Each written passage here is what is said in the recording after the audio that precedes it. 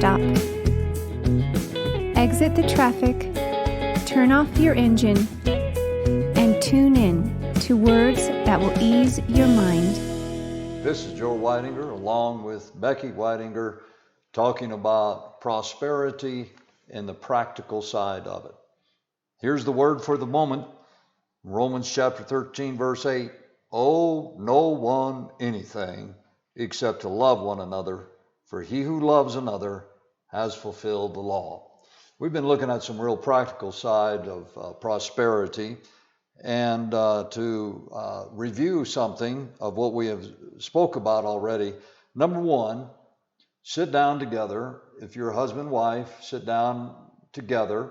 If you're single, sit down, maybe with someone that can help you in the financial realm of life, and make a budget. Yes, there's that word, budget. Making a budget meaning simply knowing how much money is coming in every month and how much money is going out every month. Once you do that, then you see what you're spending.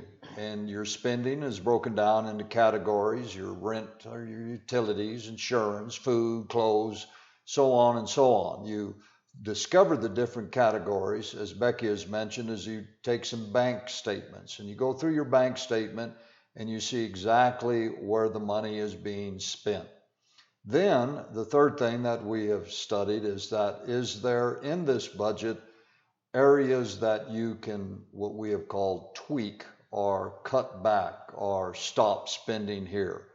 I remember in many situations, I've been in ministry and taking over churches many times, and taking over churches were in great debt. And so I would sit down, do those steps, and in my mind, I would say, I've got to stop the bleeding. There's money coming out of, and it's bleeding, and the dying, the health is dying, so I had to stop bleeding. The stopping bleeding in your budget is discovering those areas where money is being spent, sometimes really unknowingly, or you can find things cheaper, different insurance policies, maybe different kind of areas that you can get into. We're going to move along and look at another step, and Becky has something real exciting that will help you in this budget. Again, we talked a little bit, and I think we will later talk in more depth and kind of drill down into about giving and being generous. But that does give us favor. I wish maybe one of these we should just tell stories about all the times God gave us favor in our lives when we needed a miracle, when we really did. I mean, there was no money to budget. There was no money to even save, but we would need something, and all the things in the ways that God has met our needs with favor, with deals, with people just unknowingly giving us exactly what we needed without us ever asking. So there is that, and as you're trusting God, He will do that. Well, to mention that you brought up is the fact that what we're teaching, we didn't learn out of a book. We would study, like we have said, we research things, ask a lot of questions, but it's experience. We know what it means to not have money. We know what it means to look at 6 children and they all want to eat.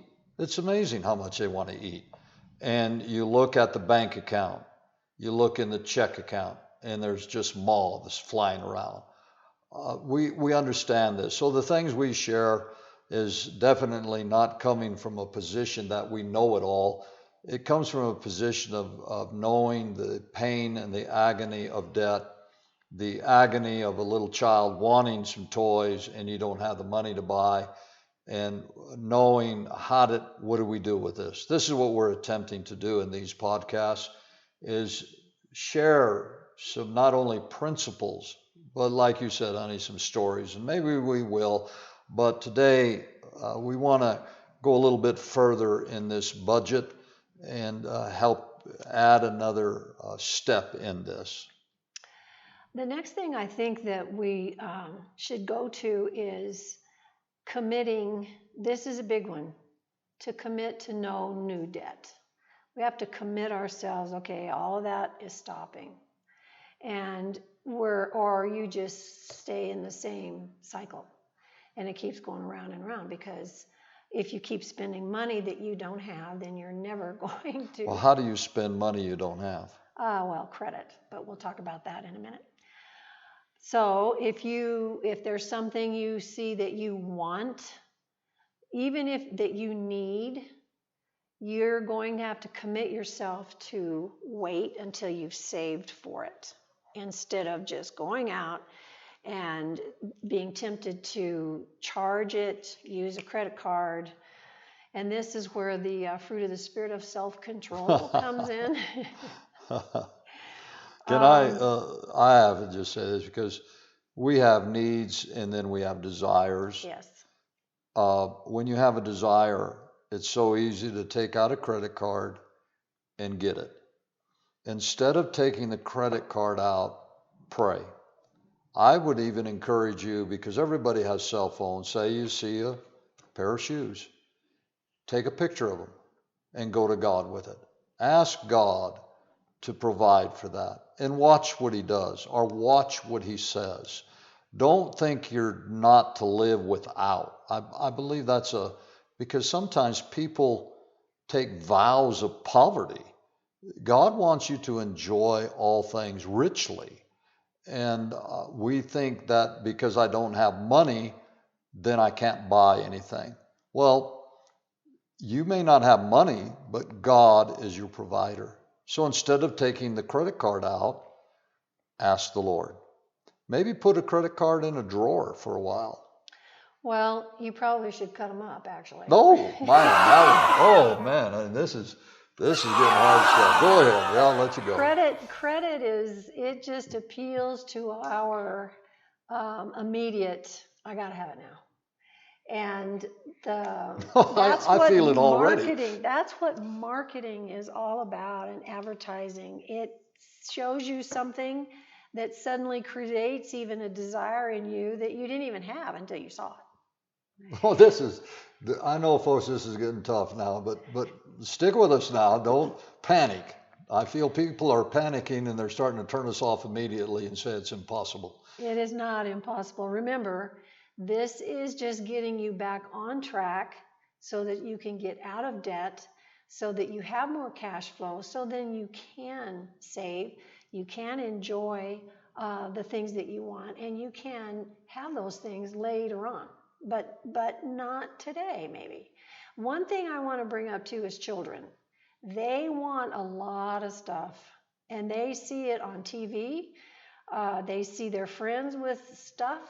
And as a parent, that's another place that's really difficult, because the emotion kicks in and they want this thing that their friends have.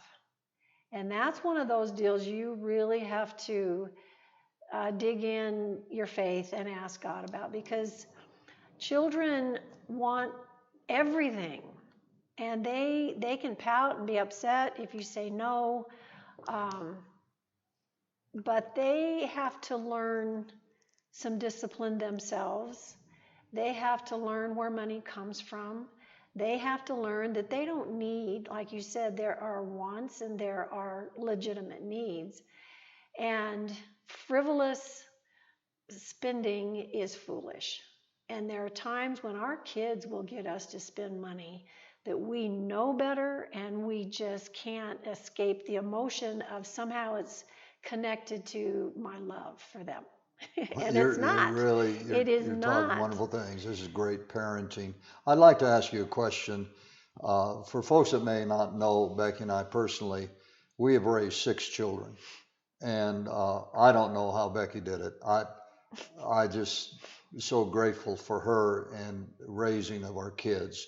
But I'm thinking of you going to the grocery store, and you have maybe 4 kids at the time with you. How did you do that? Because I know children want this cereal, that thing, this thing. What did you do? I trained them very early on. Trained. You use the word trained. I would tell them when we got out of the car, don't beg, don't ask me for anything, and stay with me, because I won't have to come and find you in the grocery store. So they did pretty good. That's kind of hard. Could you repeat those things again, please? Don't beg. Don't beg. and stay with me. And stay with me. So I don't have to come and find you in the store. And you Well, let's picture God leading us. Don't beg and stay with me. There you go. Go ahead. So give me experience. How many would you have at one time? How many of the kids? Oh, probably the most I'd ever take are 4 or 5. Once they got big enough for the oldest one to watch them, I would probably leave them at home. But I went grocery shopping with a lot of kids for a long time. But that's the thing. They're going to be, I want. You know, they always want stuff, but it's not the end of the world if you say no. And it's not going to warp their personalities or hurt their faith, or they'll think you hate them if you They may tell you that. no. Now, when it gets into bigger things, you know, clothes, bicycles, then all the electronics and computers and phones and all that stuff, you have to navigate that with wisdom and balance and faith and asking God, because there are things that they can live without. And sometimes, I think I've said this before, when I look back at the times we didn't have money, we just really didn't have, we always had enough to eat. We always had a place to live. We never went hungry, never went without a vehicle, but there were years I could never buy anything extra. But it has made me so thankful that now I can. It changes the perspective, I think, of being grateful. To have nothing and then have God bless and pour out his blessings in that development of your life, where it makes you thankful for everything. It just makes you thankful that, you know, you have indoor plumbing, that you have a bed to sleep in at night, that you got a car, that you have money to put gas in, and teaching children gratefulness, because when they feel entitled, that is really poison. So I think that is a very good, and I've mentioned about being thankful. So in the parenting side of this, and this goes through all of life, is to be grateful for with what you have, and being grateful of the relationships and so on. So in the supermarket event, and kids wanting this thing and that thing, I'd like to encourage folks, just start where you're at. Just don't think that this is going to be automatic, because I know you can put your children in the cart or they're along with you and they're going to scream and cry all the way through. Just do the best. Sometimes just do the best you can. But knowing that you have a goal. See, this is a goal. You're headed somewhere, and you're teaching your children how to be thankful. And what we're exploring in this time that we have together is the credit card, because the credit card takes away the lessons of being thankful. And we think that simply responding to the cries of our children, or my own cry, myself. Let's forget about kids. Some of you may not even have kids. You have desires. You have a cry. And here you have an opportunity. I can get this by simple use of the credit card. And for some unknown reason, we think that in 30 days, we're going to have more money to pay off the credit card. That is not true. That is a real lie. That's the deception of the credit companies, is no interest.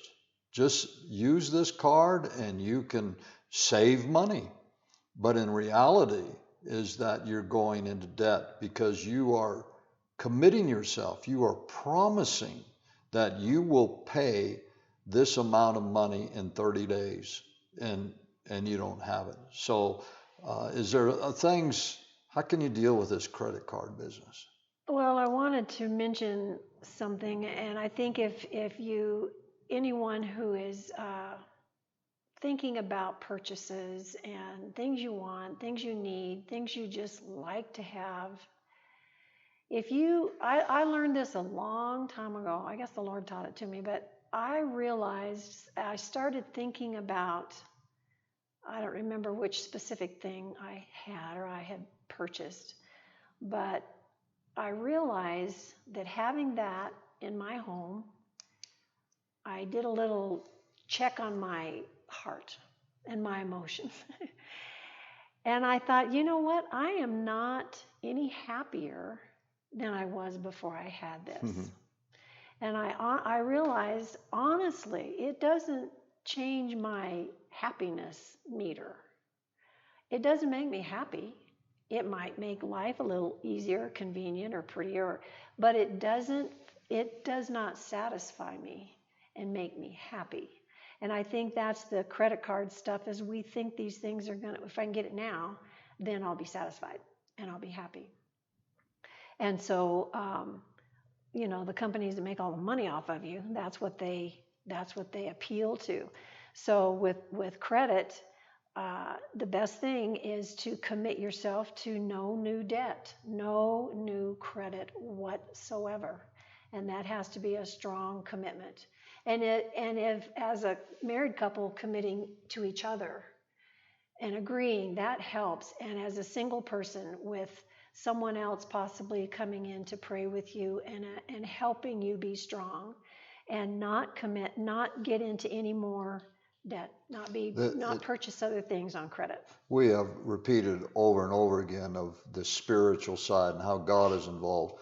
But I want to tell you folks too, the devil's involved, and he wants to keep you in slavery. So when it comes to that time, that point, you're going to buy something, you have a credit card, there'll come almost a force against you that is unreasonable, that is almost terrifying. And it is hard to cut a credit card up. We're not talking about something easy here. We laugh about it and tell our stories, but the walk of faith is the hardest, the most difficult walk there is. If it wasn't, everybody be doing it. And to really trust God, like I said, take a picture of the shoes, believe God for it. That sounds so easy, but there is a spiritual force behind it, because the enemy controls people by money. The devil gives people a love of money. The Bible specifically says it isn't the money, it's not the tool, it's the love of money. Let me ask you though, something in real life a little bit, because we say don't go into debt. Maybe you need a car. Maybe your car blows up and you're an Uber driver. You need a car. How do you go about, because I've known of people have said, if you don't have the money, don't buy it. Well, I want that. I want to get there, but right now I'm not. I need a car. I go down. What are the steps, would you say, in purchasing a car that that purchase is going to get you into debt, but is there a wise way, or how do you do this? Well, in that specific situation, if you're an Uber driver and you have to have a car, then somehow trusting God to fix the one that blew up, or purchasing another one, and that's all in the mix of how much money you can spend, how much maybe as a payment you can afford that month, or monthly.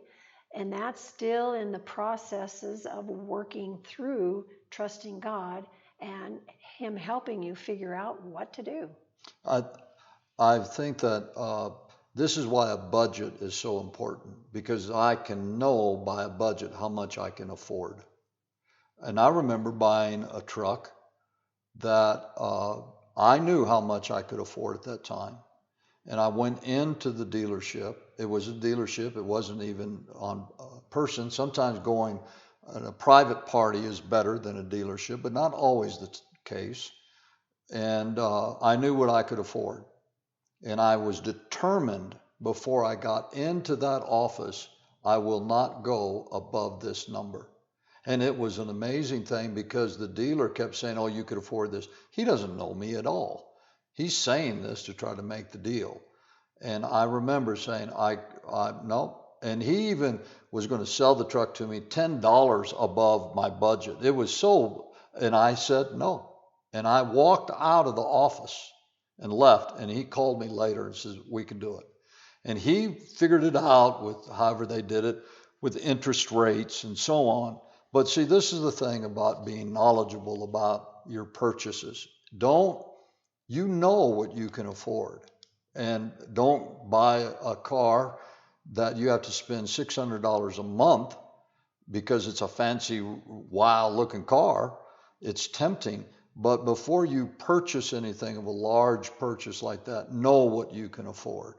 And then there's the interest rates and many things of this nature that being knowledgeable. And a lot of times, knowing those things before you go in to buy is very, very important. True. That's a good point.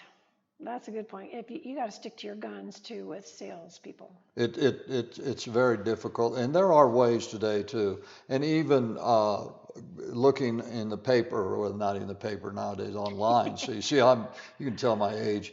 You don't even look at newspapers anymore today.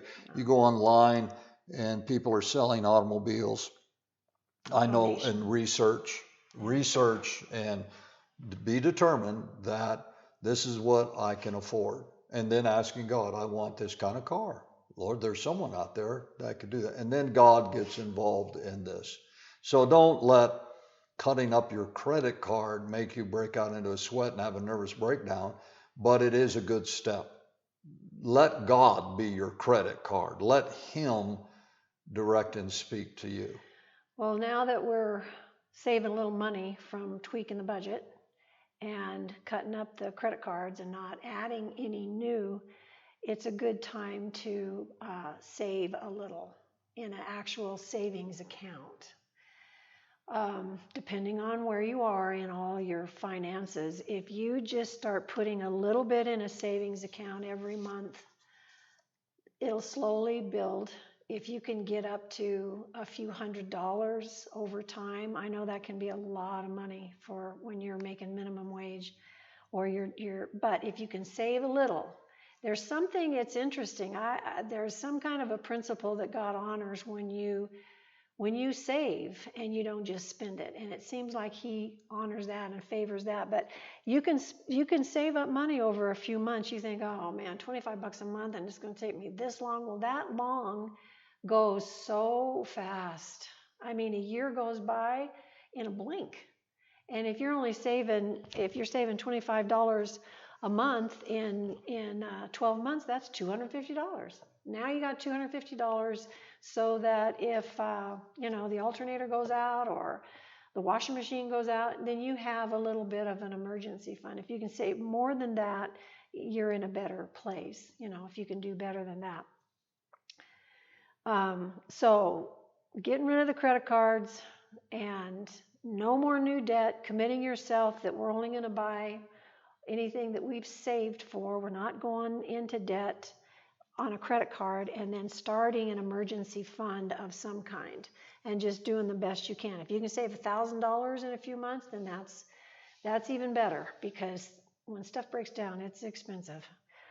And so the next thing that's pretty simple is called snowballing your debt, where you take say you have several payments you're making a month on credit cards, or to Kohl's department store or Home Depot or whatever you're making payments to.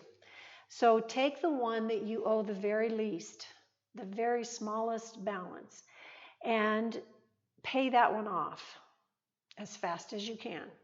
Instead of taking the extra money you have and putting it everywhere, say you owe Home Depot $100 and you owe everybody else $200 and $300 and $400 and $500. Take Home Depot and pay them off with that extra money that you're saving. Pay it down. So that one's gone. Then take the next one that's the next higher amount. Say it's $200. Well, now you don't have to pay Home Depot anymore. So don't spend that money somewhere else. Take that extra and put that on your next debt, and keep doing that until you've got up to the one that is the highest. Maybe you owe $2,500 to some credit card or some agency, but now all the others are gone, so now you're paying toward that one. So you pay on the other ones while you're doing it, just pay your minimum payment, which feels bad, but just address the least amount first, then the second least amount, the third least amount, until you get up to all of those debts that you have accumulated. And that's that snowball effect. You're getting more and more and more. So now you're getting to where those debts are paid. So don't charge anything else. That's where we're saying don't buy anything new. Don't add any more to your credit card debt. And the thing that'll help you too is such confidence, and it's very gratifying, believe me, to pay something off, even if it's $50 and it's gone. Well, that helps, and then the next step maybe is $100. So you pay that one off. It's like, oh yes, I can see the light of day. I can see the light at the end of the tunnel. That is extremely good. That it reminds me. Well, what you're doing is you're building muscle. When you cut that credit card up and you go ahead and walk away, you really want something, you walk away from it, you don't buy it, you believe God, you are building muscle. And what you said, honey, is so great, because I remember at times paying off debt and you feel a great relief. Yes. That you are actually, your inner man, that invisible man, is becoming muscular. I will not embarrass anybody, but I have a daughter that loves to work out, and she exercises, and just several weeks ago, she was so proud she flexed her muscles. And sure enough, man, I mean, this gal, she's got a muscle. You can see the indentation in her arm, and it was just wonderful. She was just very excited about her accomplishment. You will be thrilled with the accomplishment of paying off debts. That when the devil comes and tries to scare you, you'll just blow him out of the water, because, hey, I've defeated the credit card debt, and you have spiritual muscle. So, folks, we've run out of time. We're going, and Becky, she really wants to say one more thing, so I'm going to let her. So go ahead, honey. Just one more quick tip. If you can talk to your creditor, I know that corporations are hard to talk to. If you owe money to individuals or local hospital, doctors, especially them, if you just talk to them, sometimes they will reduce the debt for you if you will just go in and talk to them. And if you talk to any creditor that you're not able to pay, that will go a long way. I've been a business owner before, and people paying us at times could be very difficult. It's hard for us. It's hard for our relationship. But if they would just talk to me and tell me why, tell me what we can do, tell me what your plan is. But if you avoid them and try to pretend and ignore them, that really poisons the well. But you would be surprised at what someone may do if you say, if I can pay half of this right now, will you forgive my debt? Don't run from your debt. Yeah. Don't hide from it, folks. Don't, you hiding, not talking to the people you owe money to, you think that's going to make it go away. All it does is get worse. So make a phone call. Come on, you got the muscle to do it. And I tell you the same thing, you call your creditor or whoever you need to, and especially a friend. If you owe a friend money, call them today. When we finish this podcast, if you owe a friend some money, will you call him today? Tell him you haven't forgotten about it. You're doing your best, and you're going to pay him $10 next week or whatever. But be true to your word. Well, folks, I love you. Becky loves you.